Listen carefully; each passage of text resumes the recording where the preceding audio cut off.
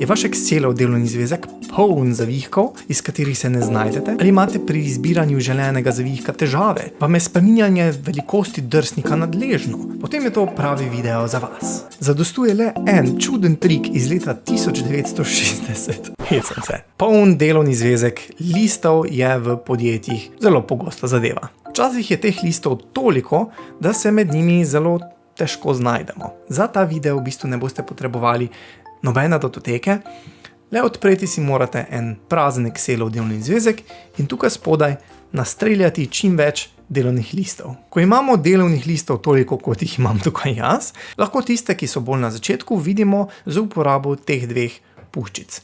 Torej, premikamo se lahko levo ali desno. Več tehle listov lahko vidim tako, da se postavim na te tri pikice med drsnikom in gumbom za dodajanje novega lista in preprosto drsnik zmanjšam. Tako bom videl veliko več listov hkrati.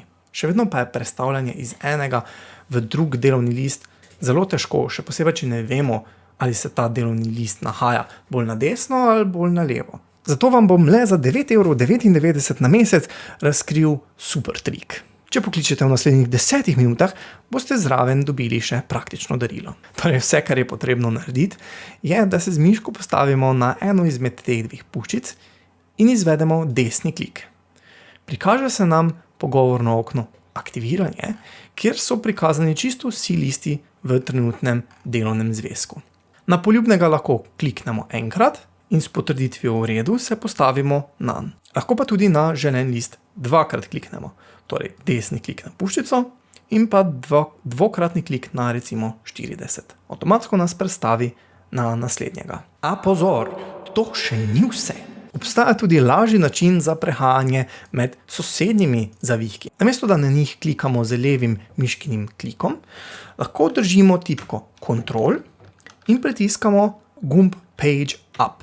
Z gumbom Page Up se pomikamo v levo od izbranega lista, desno pa gremo z kombinacijo tipk Ctrl in pa Page Down. Če vam je bil ta mini hack všeč, potem ne pozabite video lajkati, da pa ne zamudite naslednjega, pa se na kanal tudi naročite in spremljajte mojo Facebook stran Office tečaj.